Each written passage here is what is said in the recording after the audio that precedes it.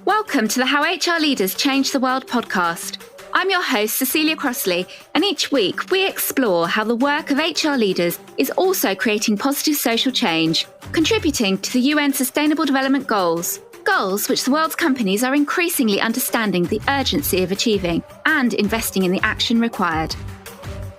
If you'd like clear, actionable ideas for how you can use the power of your role to affect change in your company, you're in the right place. Following a corporate upbringing, I founded the social enterprise From Babies with Love. We provide services to HR leaders, and through this work, I realised that HR professionals and social entrepreneurs are working in the same areas, albeit in different ways. So we created this podcast to share knowledge on steps we can take through the work of HR. In my opinion, if you're an HR professional, you are also a change maker. And this podcast will provide you with examples of how. By sharing the successes of some of the world's most inspiring HR leaders, you can frame your work in the context of positive change, implement brilliant ideas, and feel absolutely wonderful about doing so.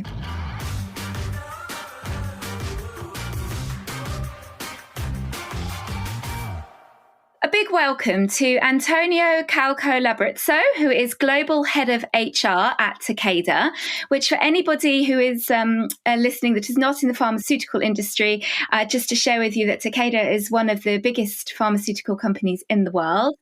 But Antonio, you have held global HR roles at lots of other companies too. And I was wondering if you would kindly briefly introduce yourself. Hi, Cecilia. Thanks for having me here today. Yes, very happy to introduce myself very briefly. Basically, I have more or less 20 years of experience within the HR field. I always worked in the HR function since when I started my career. I'm Italian originally, as you can hear, both by my accent and my name. I basically worked in 3 different industries. I worked so far kind of the most of my time in fast-moving consumer goods within L'Oreal and Kraft Heinz.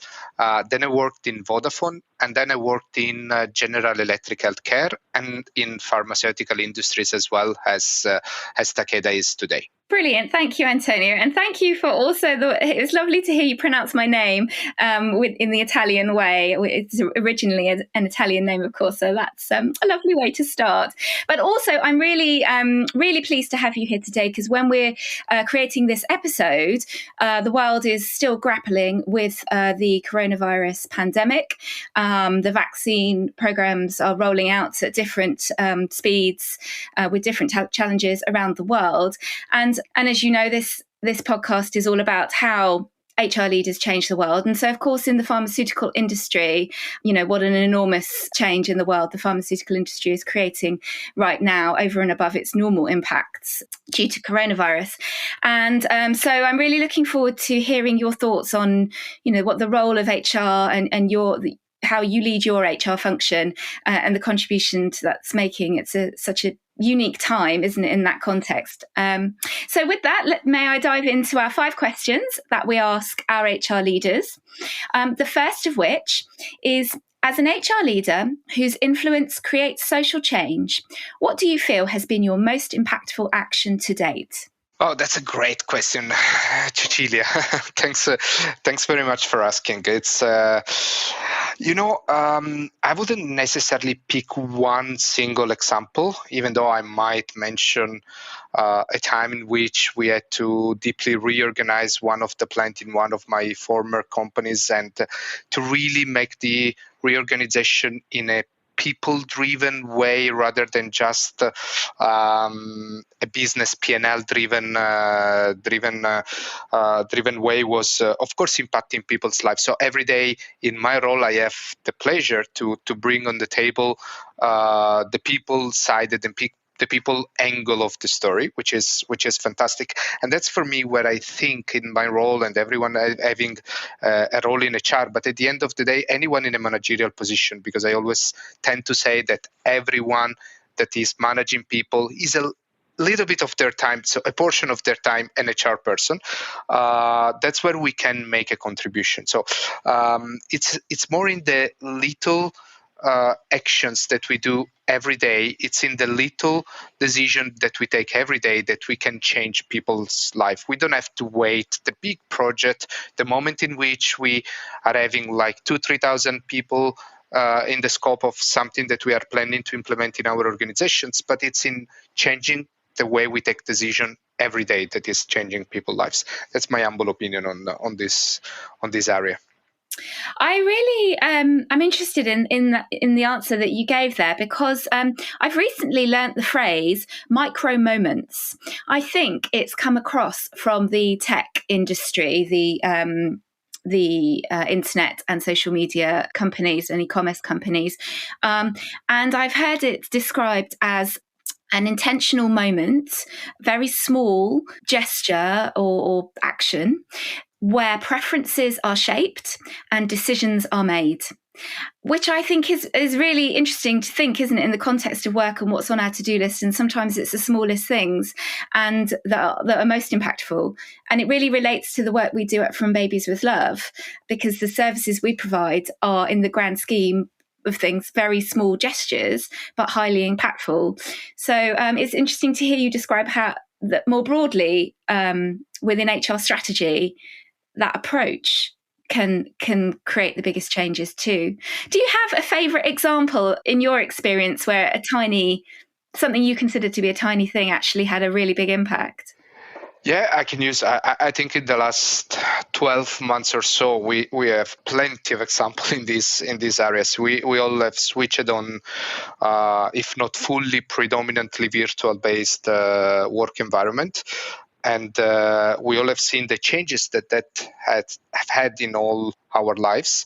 I can give you a very little example that I started very naturally, but I started seeing the difference after a couple of months in this virtual environment in which we were all running left and right virtually. So from one meeting to another, jumping out of a call and starting the next one immediately after, and immediately starting with business, and following through the agenda of the meeting, and etc. I then started, especially with my team and the people reporting to me, but then I extended that to all the people I interact with 5 minutes water cooler type of conversations. Before jumping into the meeting, I always start asking, how are you doing? How are things in your hand? How are you coping with working from home? Are your kids at home if they have kids? Are your pets living well in this moment if they have pets? How are you coping if you are with the situation if you are alone? It's 5 minutes, but that creates a huge impact, even to the productivity of the meeting. Not only just to create the connection with the people, which is incredible, but also to the meeting itself. There is definitely a huge impact, and I can add also something more that really relates to something I learned a couple of years ago in my career. I normally use the metaphor of being on the stage and thinking where the cone of light is pointed. No, as leaders, we always have to think where the cone of light goes, and quite often leader thinks that the cone of light is on them. No, so we are on the stage, we are the one to speak. One of the exercises that I try to do all the time is to switch and to move the cone of light to the people I'm speaking with, to try to really empathize with the people, to understand what are they going through. So what's happening in their life? Are they alone at home? Are they with 3 kids in a small apartment? So stop thinking about yourself, start thinking about the others, start understanding where the people you're meeting with are standing, and that gives a huge boost to the relation, and then at the end of the day also to the productivity of the meeting and the trust, because the most difficult part of working remote is that we are gaining a lot of time because we don't have to commute from home to office, from one meeting room to the other. So we are gaining time on this, but we are losing on that trust, because the trust in the human nature is built through chemicals, through connection, through empathy. So we really need to learn and relearn how to build this trust in this virtual environment. And that's such a helpful visual image that you've created in our minds of that cone of light on a stage, that if we get into the practice of remembering just to quickly think, where's the cone before starting a conversation can totally reframe how the conversation starts and where it goes. So thank you so much for that. That was really interesting. Our next question, talking perhaps, if we may now, about the pharmaceutical industry. And as I said, it's just fascinating given everything that's going on. But perhaps it won't be a coronavirus-related answer that you might give. But our next question is looking at your industry and to ask you what you think is the most exciting opportunity for HR to change the world. Wow, that's a very nice question as well. So thanks a lot for asking. Of course, I personally feel when I wake up in the morning that being in the pharmaceutical industry, serving the patients, which is our ultimate goal, no matter what role we have, we are doing what we do for improving the lives of our patients. It's a blessing, and probably today's conditions has reminded everyone the importance of the industry where we are, but it was very clear to us also before. And we of course have a mission that is it's really, even how to say, engaging. It changes the way you wake up and you go to work, even though it's 5 meters far from your bed. But the attitude to which you start your workday, it's different if I compare to the other industries where I've been. Of course, every industry has a purpose. Every industry has an ultimate goal that is to improve someone's lives in a way. But of course, when it comes to pharmaceutical and when you think about patients instead of customer, it's slightly different. So that's for sure something that is more related to the pharma industry. If I think broadly about the HR function in this day, I was speaking with some consultants I'm working with a couple of days ago, and I was kind of joking in a way, because I was saying, for the first time after more or less 20 years, we are doing something really new. Now, I would have preferred not to have COVID, just to be clear. But given the situation in which we are, we have to reinvent and reimagine the future. And what we are reinventing today, whether we stay fully at home, fully from the office, if we find, which looks to be the most, let's say, the way that most of the company are going to take if we stay hybrid in a way. So we learn from where we have been in the last 12 months and we try to reshape the world. It's going to be different from how it was before, that's for sure. And it's going to impact the lives of everyone. Our employees, our customers, our suppliers, our stakeholders in a broader way. So that's something that as HR we are having a huge responsibility today. At the same time, what I keep on repeating to my team is that we don't necessarily have to solve all the issues today. So we can try and then readapt in the future. So we have to relearn the world in which we are working and the way we are going to work in the future.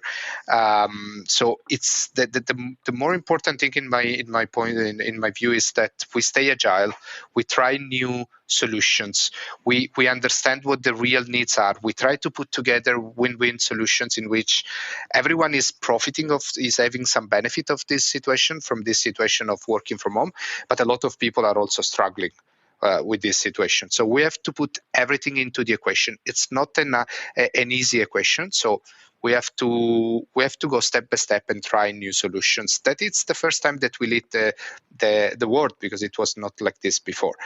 That's the complexity. The beauty, as I was saying at the beginning, and as I was mentioning with this consultant I'm working with, is that for the very first time we are reinventing, reimagining something since a couple of years, I would say. So that's a major shift.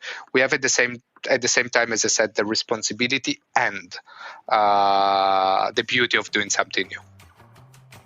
How HR Leaders Change the World is brought to you by From Babies with Love, and this episode is sponsored by our very own parental leave gift service. We help solve the challenge of connecting with colleagues across parental leave and in returning to work, contributing to talent retention and so too gender balanced strategy.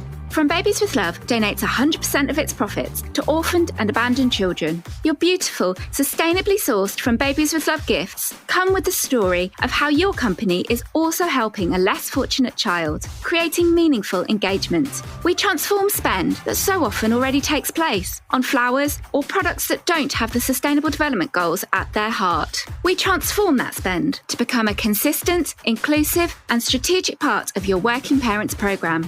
Ask us to tell you more at frombabieswithlove.org. Make an impact at a defining moment. And in the conversations that you're having with colleagues and consultants and wider peers, is there any particular approach or technique or system or policy that you're brainstorming and considering testing as part of the adaptation that you're particularly interested in or excited about and looking forward to, doing a pilot implementation and see what happens to support hybrid working and the future of work? There are several things that we have learned and experimented this during the past month. I can mention several. Again, little actions we have taken as an organization in order to improve the way of working of our employees. Like I give you an example. We introduce what we call Meeting Free Friday. We are in the process of rebranding it internally and call it Focus Friday or Me Friday. But the concept is that we all experience the toughness of being constantly in front of a camera, how stressful it is to see yourself constantly in the monitor. It's not only about the fact that you see the other person, but the fact that you see yourself, and you constantly can see how you interact, how you behave in the camera. That creates a lot of stress. One of the tips that I keep on giving to my people is to remove the part of the window in which they see themselves. That reduces the stress. But that's a little thing. But this Meeting Free Friday, it's something that the organization received very well and is creating a lot of good impact, because we really need to have this time also to focus on our development, to focus on some let's say more admin work that every one of us has, and never find the time because it's jumping from one call to the other. So those are the little things that we are learning. Now we need to find a way to take all the learnings of the last 12, 15 months and put them into the new way of working. As I said before, it's through experimentation, it's through listening. That's the other very important part, because we don't know how is the world going to be. So we need to listen also from the expectation of the people. As Takeda, we started our conversation on hybrid work, which is still ongoing. We didn't come to a conclusion yet, but we started by asking our people through a survey. So we said, okay, let's not pretend to be the one that know the truth. We don't know. We don't have the experience. We don't know how the world is going to change. We don't know how it's going to be in 12 months, because it's really volatile in this moment. That's what the big changes and the big crises bring to the table. It's volatility.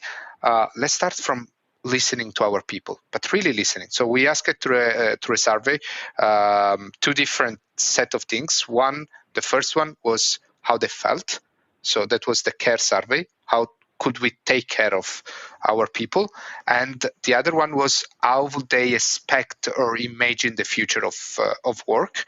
And that was the explore survey. So we want to explore the future together with our employees without being top down in the approach, saying that's the way, that's the approach, and then we all adapt to that. And the buzzword I'm hearing so far is flexibility. So what we are learning, it's a huge value, is to stay flexible. I personally and our organization doesn't believe on this full remote approach.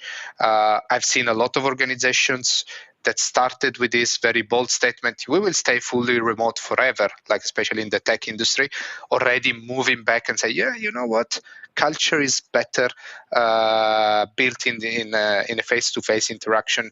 There is a value in meetings, so maybe we will not be fully remote. We will go back to some form of live interaction. For sure, the office space will change in the future. So if you imagine the office how it was even a couple of years ago and how it will be in 10 years' time, it will be completely different, much more space for interaction, maybe less space for individual work that will be done more from home. So there will be a lot of changes. Last but not least, and I stop on this long answer, but this is a topic that requires a bit of deep dive. We also have to acknowledge that not all the jobs, not all the work are the same in this context, right? I normally use the example with my team. It's very difficult for me to imagine nowadays that a dentist will work from remote. Maybe one day with robotics and all the things that are developing, but there are jobs in which the interaction is still needed. So also the people needs to understand, and we have to be able to find those win-win situation that adapts in the best way to each and every individual role and individual circumstances. Brilliant. Thank you so much for sharing all of those examples, Antonio. I know it's a huge topic, you're absolutely right, but it was great to add those examples to get a feel for the work that you're leading at the moment. And in our next question, we love to find out something a little bit more about you personally and ask about an area of social or environmental injustice that you're personally passionate about. But importantly, how you see that your role as an HR leader and your work in your organization is giving you the chance to contribute to creating change in that area that you're passionate about. I'm in general, so in my HR role, and not only, also in my, let's say, free time and in my outside of my work time, I'm passionate about talent in all its form.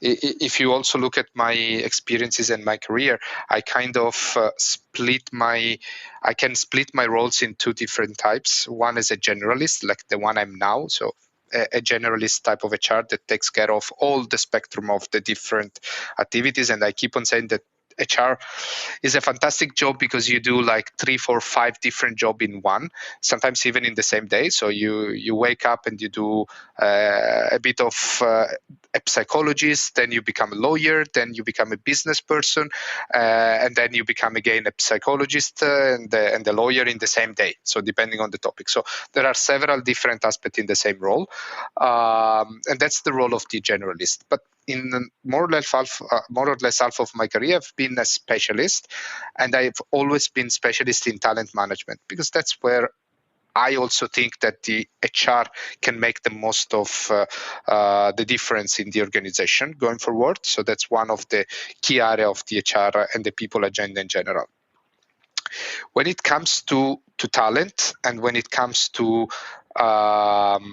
your question, one of the things I'm more passionate about and drives my my decision in my day-to-day work is how can I be sure that the organization, but not only the organization, let's say that everything that happens in our professional life and not only is driven by equity.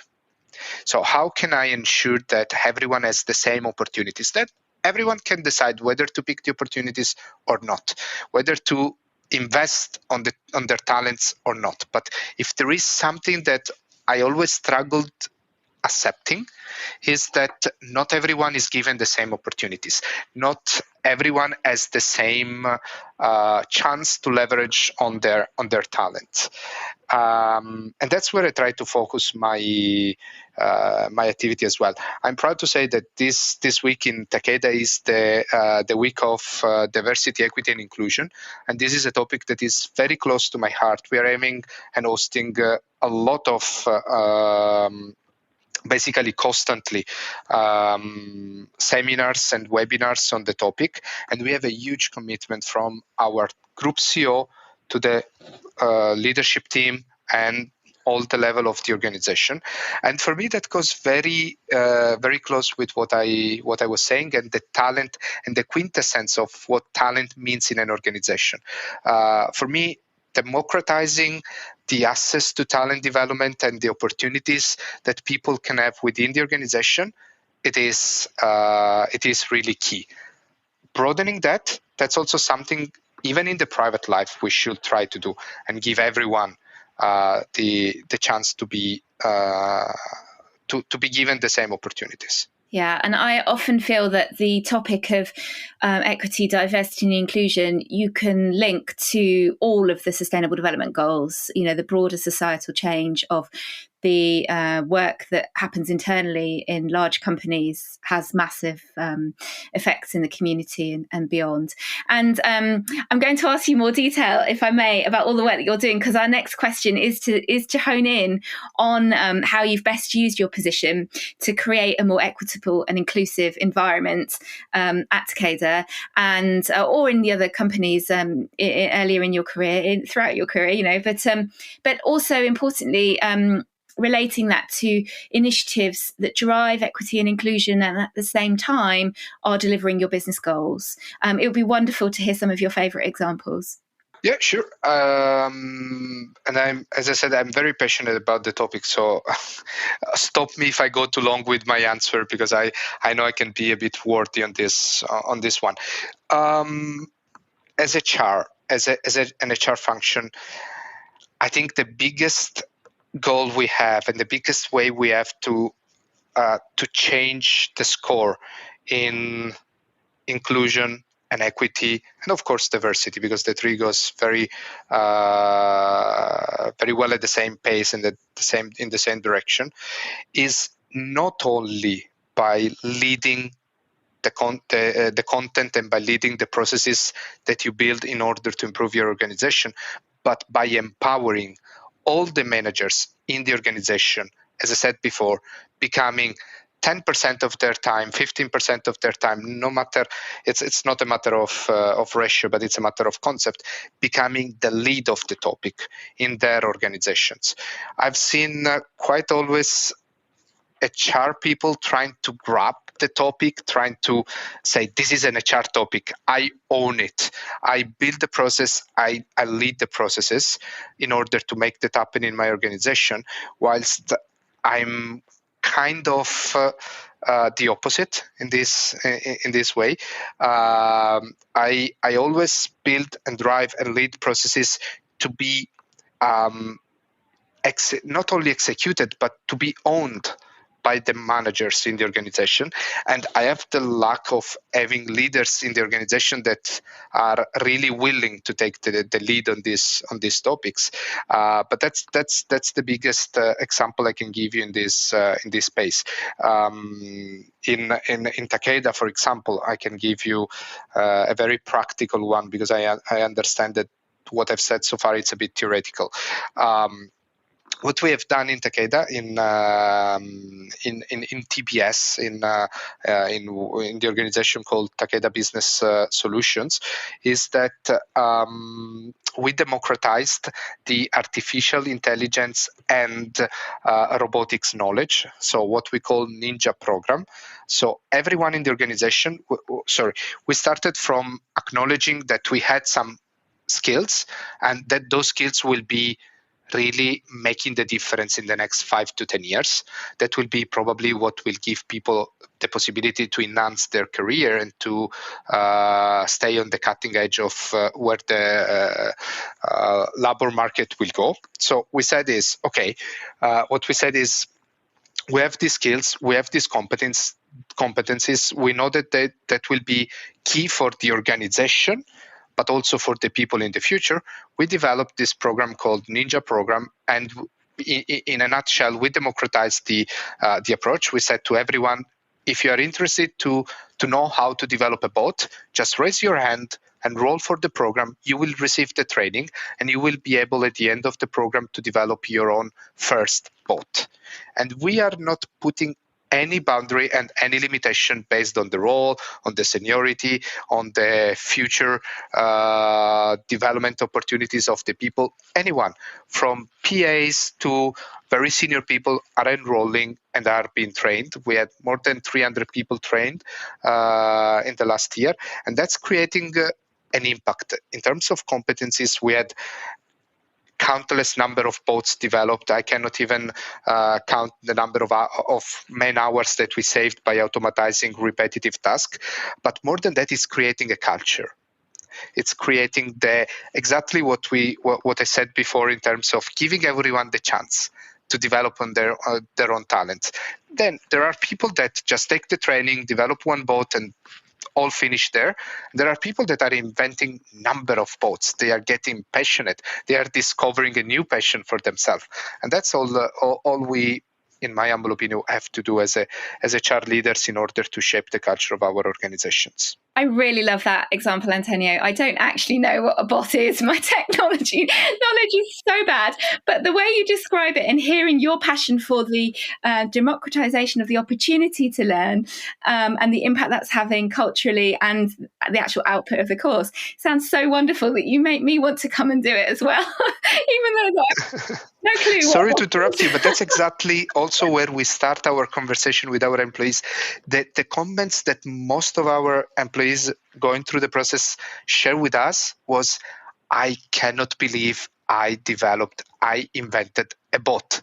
For me, before this, it sounded like, wow, you need to call someone from NASA to do that. No, something really impossible. And then going through the training, giving the skill to the people, they are able to do that. And of course, you start from simple ones, but then as much as your talent and passion gets involved, then you can move up to the next level and you can reach goals that you couldn't imagine before. Yeah, brilliant. Such a great example. Thank you again. You're welcome.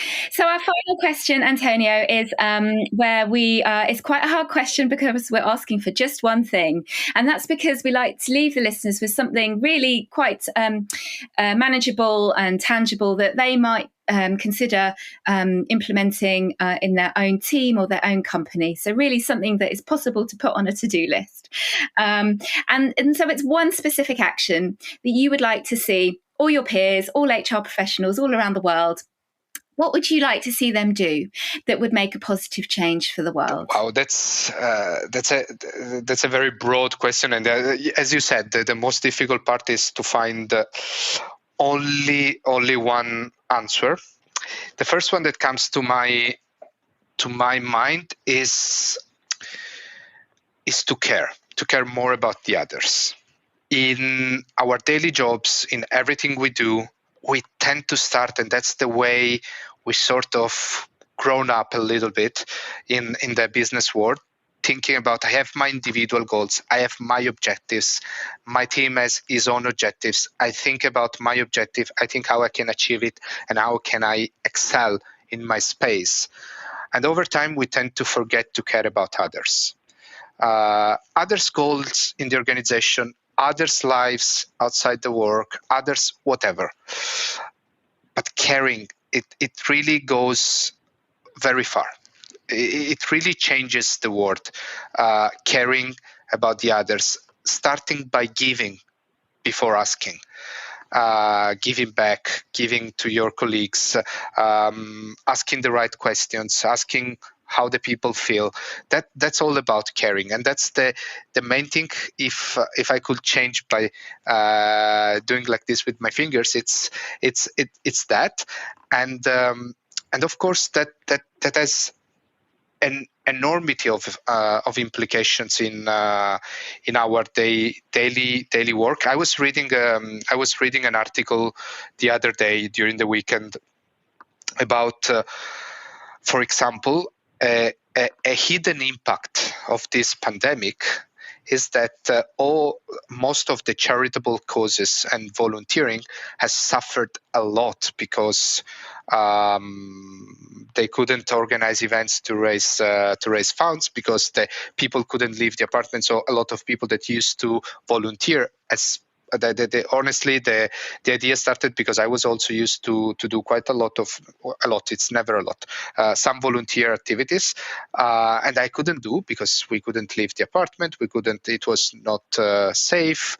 We thought probably we should have look at ourselves a little bit more in this period, but that's wrong. To care for the others, to put yourself on the line and to do more for the others, it's really shaping the world and changing it for the better. And then at the end, long term, I think it pays even off. It's not the reason why you do, but it definitely pays off. So it creates you an environment in which you can also expect the others to care for you, especially when we go back into the organization and we think the culture we shape. There are moments in which you care for the others, but there are moments in which you need that someone else take care of you. And if you are in that environment, that's completely different. Yeah, it's a virtuous circle is created, isn't it? And, From Babies with Love is a social enterprise. We exist to care for vulnerable children. And all social enterprises, I would say, have care at their hearts, the core of why they exist and what they do. So I'm in absolute agreement with the positive impacts of that and how important it is to somehow not get out of the habit of taking a caring approach. Yeah. Thank you so much, Antonio. It's been wonderful to listen to you today. Thank you again for coming on How HR Leaders Change the World. Thanks to you. Thanks for having me. Thanks for everyone who listened our conversation. But it was really nice conversation. So thanks again for the very nice questions and for having me. Thanks, Antonio. Bye. Bye, Cecilia. I hope you enjoyed this episode of How HR Leaders Change the World. Thank you for tuning in. If you have a moment to leave a review, a 5-star one please, that would be a huge help to achieving our goal to reach more of your peers so we can all contribute to further and faster positive change. For your copy of the show notes, head to frombabieswithlove.org, where you can also join the How HR Leaders Change the World mailing list and make sure you don't miss out on future episodes and bonus materials. And for harnessing the power of your role to create positive social change, I'm sending you a jumping up in the air virtual high five. See you next time on How HR Leaders Change the World.